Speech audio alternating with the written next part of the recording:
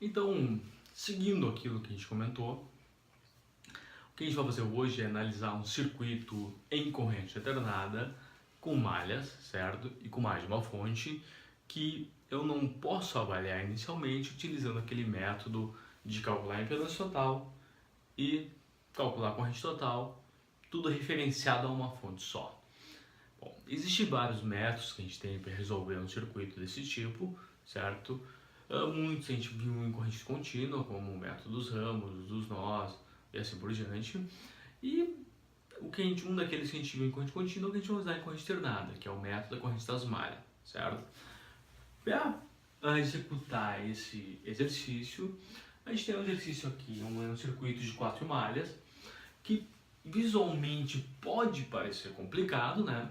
Porque eu vou trabalhar com um sistema de quarta ordem, mas o que a gente vai ver é que a resolução dele é basicamente igual a um sistema de segunda ordem, que é muito fácil de resolver. Por quê? Porque a técnica é a mesma, certo? A técnica não mudou. Bom, qual que é a ideia? Avaliar esse circuito, que tem duas fontes, fonte E1 e fonte E2, e determinar a corrente que passa em R1, que é um resistor de 80 ohms. Para esse exercício aqui e para outros exercícios mais que a gente pode fazer, uma ideia básica que é, eu tenho como simplificá-lo, certo? Então eu vou olhar o circuito e vou fazer o seguinte, eu tenho como simplificar o que tem ali, eu tenho como unir parcelas, eu tenho como obter um circuito um pouco menor. Se eu puder fazer isso, eu vou fazer isso, antes de partir para uma resolução qualquer. Depois que eu definir que eu não tenho mais o que fazer, aí eu vou determinar qual que é a minha forma de resolvê-lo, qual que é a estratégia que eu vou usar. Bom, eu mentalizo que eu vou calcular para a impedância total, ou vou partir para um divisor de tensão nessa parte, enfim, eu tenho que determinar que modo eu vou resolver aquele exercício, certo? Bom, nesse aqui então, partindo do início, eu tenho como simplificá-lo? Eu tenho que torná-lo mais simples? Bom, quando eu trabalho com corrente alternada, uma maneira de simplificar um exercício é unir os elementos que compõem um ramo em uma impedância, certo? Ou seja, em vez de eu ter R e XL, eu passo a ter um Z. Bom, matematicamente é a mesma coisa? É a mesma coisa? Sim. Não vai mudar, eu estou só simplificando a forma de descrever matematicamente aqueles dois valores. Ou seja, saem de dois valores em ohms e compõem um valor em número complexo. Ok.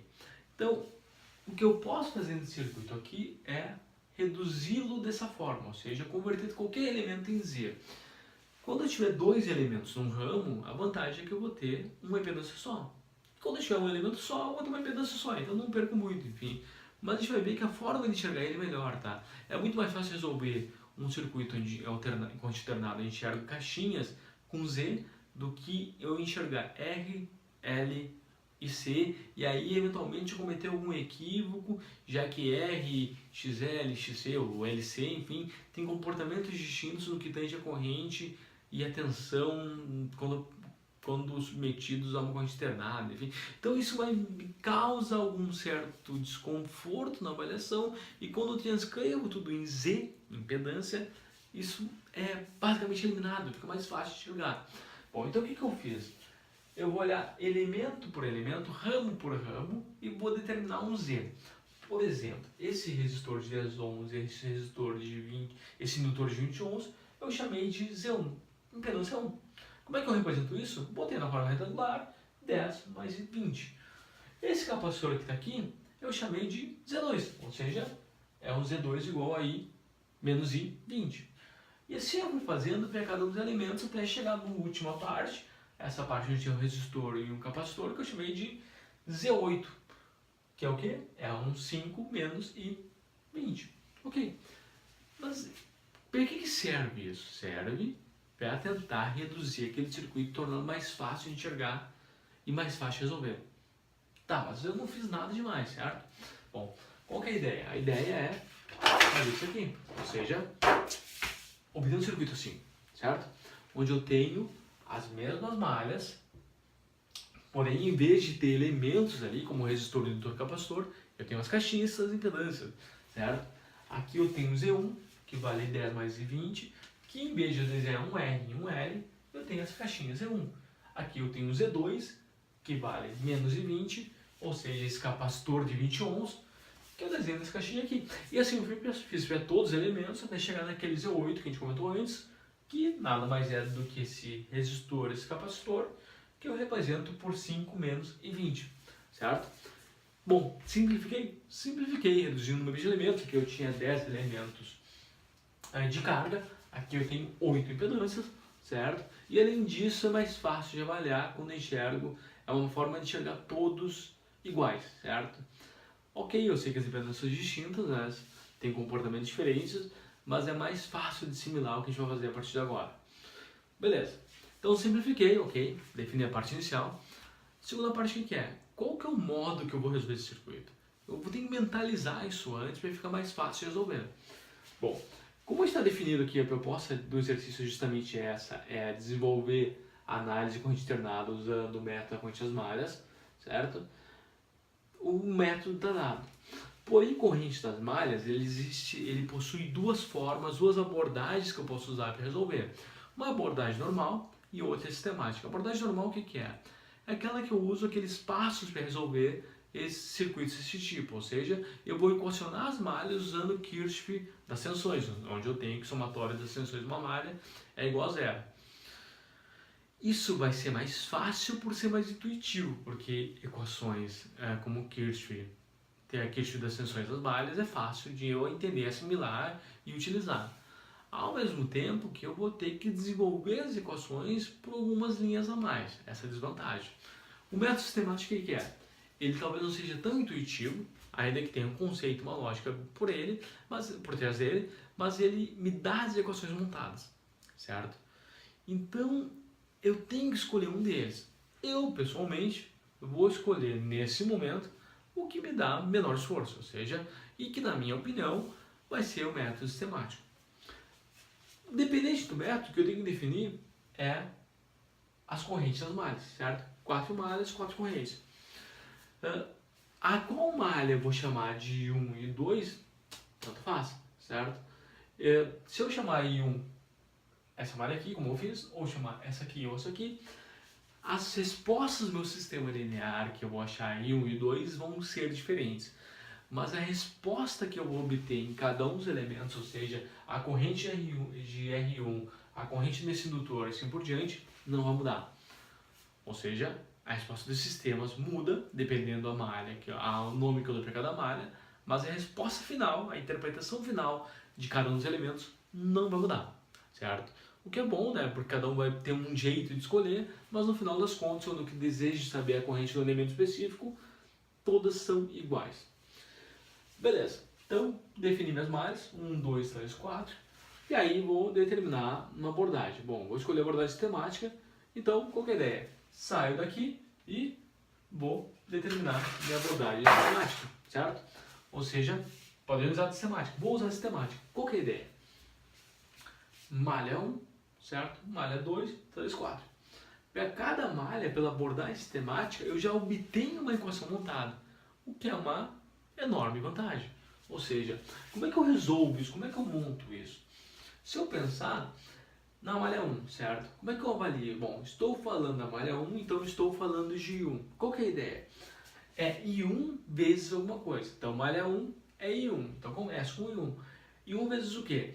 Vezes a soma das impedâncias que pertence à malha 1 por qual I1 passa. Ou seja, malha 1 está aqui, então é I1 vezes Z4 mais E6 mais E7. Z4 mais E6 mais E7. Bom, é isso que tem malha 1, é isso que importa para I1. Legal, resolvido uma parte. Uma segunda equação, o que eu tenho? Eu tenho que analisar o seguinte, na malha 1, na corrente da malha 1, existem outras correntes vizinhas que se opõem à corrente da malha 1? Sim, existe. Malha 1 tem duas malhas vizinhas, a malha 2 e a malha 4. E 2 se opõe a I1 nesse Z4 e 4 se opõe a I1 nesse Z6, certo? Então o que eu faço? Então isso aqui é o que me importa na malha 1, mas se levar em conta o que se opõe à corrente da malha 1. Nesse caso, vai ser a corrente 2 vezes a impedância por qual o I2 passa, que pertence à malha 1, ou seja, menos I2 vezes E4. Ao mesmo tempo que tem a malha 4, que também se opõe, então vai ser menos I4, ou seja, porque se opõe, vezes a impedância por qual I4 passa, que pertence à malha 1, no caso, D6. menos I4 vezes 6. Aí essa é a primeira parte da equação. Igual ao quê? Igual às fontes de tensões que compõem aquela malha. Ou seja, quando eu olho o sistema aqui, eu tenho uma fonte de tensão só. Então é igual a E1. Bom, mas é igual a mais E1 ou menos E1? Isso depende como é que E1 está em relação à corrente da malha. Bom, quando eu olho o I1 aqui, no momento que I1 passa por E1, ele está subindo, ok? Faz esse contorno aqui, está subindo. A pergunta é, I1 injeta uma corrente no sistema que se opõe ou se soma a I1? Recordando que a corrente da fonte ela sai do positivo e vai e volta para o negativo. Então quando eu olho E1, o positivo está aqui em cima. Então E1 está injetando uma corrente para cima, que está alinhada com E1. Então E1 contribui e soma-se à corrente I1. Então essa igualdade aqui no final é igual a mais E1, certo? Acabou, tá montada a equação 1. Aí o que eu for? Vou analisar a corrente I2. A corrente da malha 2, ou seja, malha 2 é corrente 2. Como é que eu resolvo? É I2, malha 2, vezes a soma das impedâncias por quais I2 passa na malha 2, ou seja, é I2 vezes Z1, Z2 e Z4. I2 vezes Z1 mais Z2 mais Z4. Legal. Tem correntes que se opõem a I2 que passam pela malha 2? Tem. Malha 2 tem duas vizinhas, malha 1 e malha 3. Então vai ser menos I1 vezes Z4, porque I1 se opõe à malha 2 e se opõe passando por Z4. E menos I3 vezes Z2, porque essa corrente também se opõe à malha 2 passando por Z2. E assim eu faço para a terceira malha e para a quarta malha, certo? Começo sempre com a corrente da malha, coloco os elementos que se opõem e faço igual à fonte de tensão. Bom, mas a malha 2 não tem fonte de tensão nela, certo? Então é igual ao quê? É igual a zero, não tem fonte de tensão. Aí montei as equações. Então qual que é a vantagem? Olha só, quando eu uso esse método sistemático, eu já obtenho as equações. Eu não tenho que resolver elas. Já está organizado. Aí o que eu tenho que fazer? Eu tenho que resolver esse sistema linear. Para resolver esse sistema linear, eu tenho algumas opções. Aqui eu recomendo, que é mais fácil usar e tem menos chance de errar, é por determinantes. Aí o que eu tenho que fazer? Eu tenho que olhar esse sistema de equações, certo? E montá-lo de forma que ele fique organizado. O que é organizado? Que eu coloque as equações uma embaixo da outra e na primeira coluna, certo? Tem que estar tudo que for relativo a I1, na segunda tudo que for relativo a I2 e assim sucessivamente, igual à coluna final das constantes. Ou de outra forma, o que eu estou falando é isso aqui. Essas mesmas equações, só que eu organizei o seguinte: imagina uma corrente, uma coluna I1 aqui, uma coluna I2 aqui, e assim por diante até terminar com uma coluna final das constantes. Então, eu olho a malha 1 e organizo a equação da malha 1 daquele jeito, ou seja, tudo que for relativo a I1 no início, tudo que for relativo a I2 depois, não tem a terceira corrente aqui, então vai zero, e tudo que for relativo a I4. Aí o importante que é? Isso é um erro comum, certo? Eu tenho que deixar as variáveis como positivas, ou seja, só que aqui eu tenho menos I2 vezes I4. Como é que vai ficar? Tem que ficar mais I2. E o menos vai para onde? O menos eu tenho que jogar na impedância, certo? Como é que eu faço, coloco sinal negativo no número complexo? Duas formas. Se o número complexo estiver na forma retangular, ou seja, real mais imaginário, eu torno negativo a parte real e a parte imaginária. Se o número complexo estiver na forma polar, aqui que eu faço, eu inverto, eu somo ou subtraio 180 no ângulo desse número complexo. Tanto faz, certo? Então, cuidado com esse sinal. E assim eu também faço para a segunda malha. Cuidado com a segunda malha, porque eu começo a equação com I2, mas lá eu tenho que começar com I1. I1 está aqui, menos I1 vezes I4. I1 tem que ficar positivo aqui, então fica mais I1 vezes menos I4, porque o negativo do I1 vai para a impedância. Depois vem a parcela relativa a I2, que é tudo isso aqui, que está ali. Depois a parcela relativa a I3, ou seja, o menos não pode ficar aqui, então vai para a impedância, então fica mais I3 menos I2. E depois a parcela relativa a I4, que não existe, então é zero. E depois as constantes, que é zero, vai zero. Então eu vou organizando linha por linha, ou seja, malha por malha. Para quê? Para no final resolver esses sistemas aqui. O que eu vou fazer? Substituo o valor das impedâncias e monto meus determinantes. Qual que é a ideia? Qual determinante eu vou montar? Eu tenho 4 variáveis que eu posso calcular. I1, I2, I3 e 4. Eu quero saber IR1. Que corrente eu vou buscar? Eu vou buscar a corrente da terceira malha. Por quê? Se eu descobrir a corrente da terceira malha, ela nada mais é do que corrente I1. Então, para resolver o sistema, o que eu faço? Se eu achar IR1, é a mesma coisa que achar a corrente da terceira malha. Resolvendo o sistema, eu vou achar que a corrente da terceira malha é 0,681 com ângulo de menos 162,9.